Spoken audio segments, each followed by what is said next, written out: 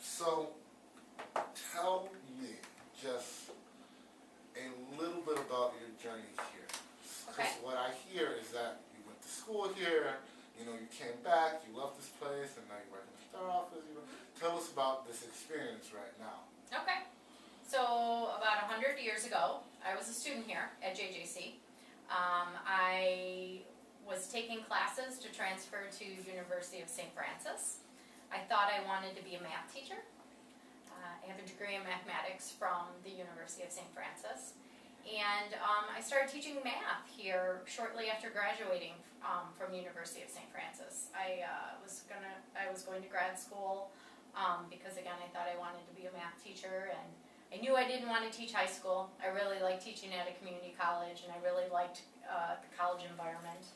I love college so much I never wanted to leave it. So I started teaching a couple classes here at JJC and raising my family, and I loved teaching developmental ed. I loved the students in my developmental ed classes. I loved the complexity of working with students in developmental ed. So I taught here for about a year and a half or so, and then we had to move because of my husband's job. And when we moved to a very small rural farming community, and I found the local community college there, and I went in and introduced myself and asked if they needed to hire any adjunct instructors, and I was hired that day and started the next day teaching. One of the classes that I was teaching at that community college had all students with disabilities in it, and I was teaching anything from arithmetic through differential equations. The only commonality the students really had was they had disabilities, and they were all just working at their own pace to complete these courses. And that was my first experience with students with disabilities. I had never heard of the American with Disabilities Act at that point. I had never heard the word accommodation before. I didn't know what any of that meant. I learned very quickly, and we eventually started basically encouraging the students who began taking classes with the regular courses like they were supposed to. And we started accommodating them instead of segregating them out.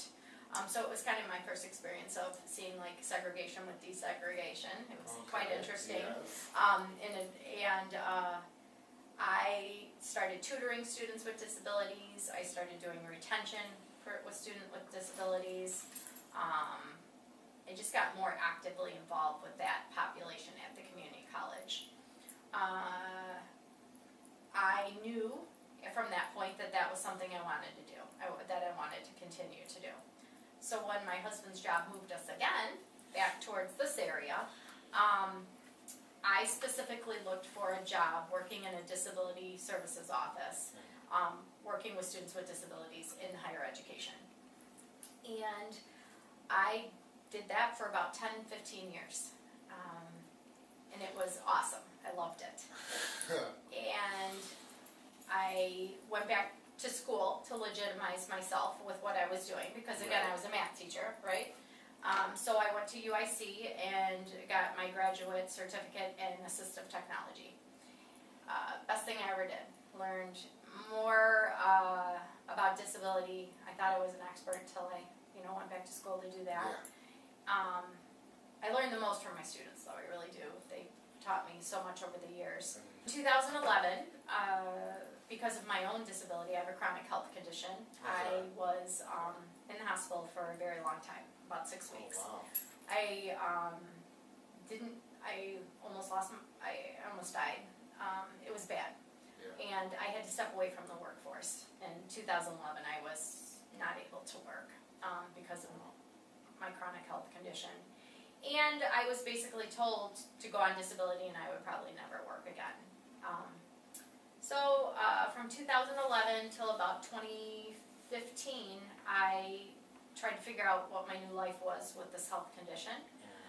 But my health kept improving, and I kept getting know, like I didn't feel like I was in a position where I could not work and I wanted to work. So I applied for a job part-time here, and I knew I could work part-time. Here, like At that where you JJC, started? back where I started, Oh my yes. God. I saw a job posting for JJC and I said, oh my gosh, I loved working there. I loved being a student there. I was so nervous in my interview because I wanted the job so badly. I don't think I did very well in my interview. In fact, the people who interviewed me said, you know, like I didn't do super great, but I had so much experience, you know, because I was so nervous because I wanted this job so badly. Yeah. We might have to take a time out. Anyways, to make a very long story short, I started working here again, part-time as an intake and outreach specialist, and that's where I met, when I met you. Okay. And That's always a good thing. It's always, yes. Meeting me is like great.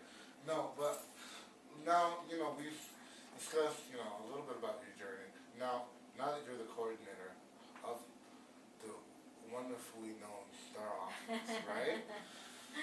What is your vision? Because every coordinator of a program has a vision. Wow. Now, I know as being, you know, always been a leader, when I take over somebody else's position, my thoughts or my way of doing things aren't particularly the same. Right. So, how do you want to improve, or how is your style of moving different?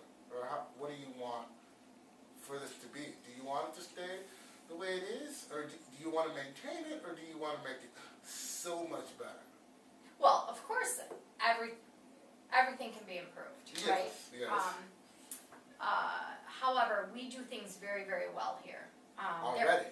Yes. Yeah. Yes, we do things really well already. Okay. What I would like to do is promote awareness across campus. You don't think everybody knows? No. No? Accessibility is institutional responsibility, Yeah. and that is, as a coordinator, what I would like to promote is awareness across campus that accommodating students with disabilities is everyone's responsibility.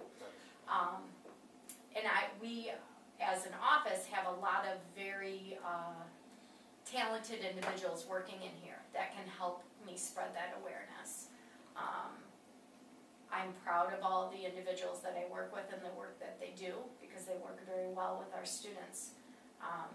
So I would say, as far as changes that I would want to make, I would just want to increase awareness about what we do and what the institution's responsibility is towards students with disabilities. Okay, so Absolutely. what is, now that you're in this role, okay, because it's a big role now. I know. So now that we're in it, what is the thing that you think people want to know? What do you think people want to know about this? If you had to say, what is something about this role that you particularly like? It was more hours, wasn't more money. Doesn't hours mean money? I'm just being honest. Come on. Well, it depends on what you value. I value money in my pocket. Okay, I don't. Oh, you don't? No. What do you value? Let's go. Okay, so I once had someone say to me, if you're smart enough to become a math teacher, why were you dumb enough to actually do that? Oh, my goodness. I get it. Right? Okay. So, when I reflect upon that, my response, I was asked that about 20 years ago, and I didn't have a good response for him at that time. But my response now would be, because I can't pay to meet the people that I meet, see the amazing things that I see, and make the relationships that I've made over the years, if I would have not taken the path that I did. One of the things that I missed the most when I fell ill was what I learned every day from students, my coworkers, just being a developmental ed instructor as well. Hearing it made me a better person. It made me better at my job, both in the classroom and as a disability service provider. I appreciate you taking your time and really talking to me and getting the details, okay? I have one more question for you. I think Okay. it's a question that we all truly want to know, Oh no. okay? Okay. What's your favorite color? It's my favorite color, cobalt blue.